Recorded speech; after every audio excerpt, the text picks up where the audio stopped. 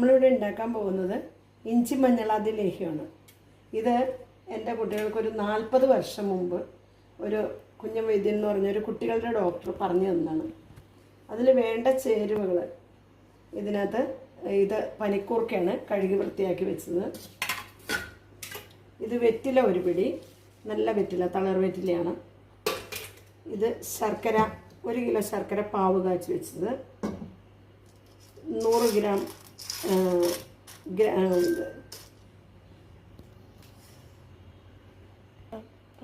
ഇത് 100 ഗ്രാം തിപ്പലിയുണ്ട്, ചൂടാക്കി വെച്ചേക്കണാണ്, പൊടിച്ചെടുക്കണം. ഇത് അയമോദകം, 1/4 കിലോ ഉണ്ട്. അയമോദകം എന്ന് പറയുന്നത് നമ്മൾ പച്ചമരുന്ന് കടയിൽ മേടിക്കാൻ കിട്ടുന്ന സാധനമാണ്. ഗ്യാസിന് നല്ലതാണ്. വയറിന് എന്തെങ്കിലും കംപ്ലൈൻറ്റ്, ഇൻഫെക്ഷനൊക്കെ ഉണ്ടെങ്കിലൊക്കെ ഗ്യാസിനും ഒരുപാട് അസുഖങ്ങൾക്ക് നല്ലതായിട്ടുള്ളൊരു മരുന്നാണിത്. ഇതൊരു 2 സ്പൂൺ കൂവപ്പൊടിയുണ്ട്. ഞങ്ങൾ തന്നെ ഉണ്ടാക്കിയ, ഇവിടെ കൂവ എടുത്ത് ഞാൻ വെള്ള കൂവ ഇടിച്ച് പിഴിഞ്ഞ് നീരെടുത്ത കൂവപ്പൊടിയാണ്. ഇത് നല്ല മഞ്ഞളാണ്. നല്ല മഞ്ഞൾ നമ്മൾ കറിക്ക് ഉപയോഗിക്കുന്ന പച്ചമഞ്ഞൾ. ഒരു 100 ഗ്രാം ഉണ്ട്. ഇതൊരു 1/4 കിലോ ഇഞ്ചിയുണ്ട്. ഇത്ര സാധനങ്ങളാണ് ഇപ്പോൾ ഇതിനകത്ത് ഉള്ളത്. ഒരുമാതിരി കുറുകിയിട്ടുണ്ട്. നമുക്കിനി വെറ്റിൽ പനിക്കൂർക്കങ്ങൾ അടിച്ചെടുത്ത് നീരൊഴിച്ചുകൊണ്ടിരിക്കണം.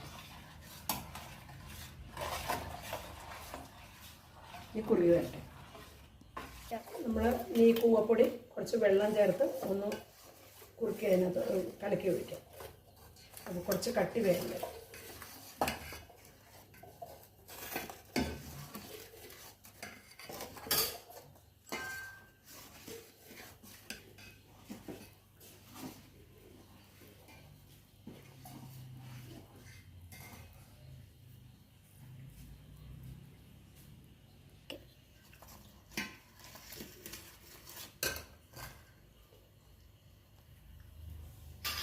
നല്ല കട്ടി ലേഹ്യത്തിൻ്റെ പരിവായി.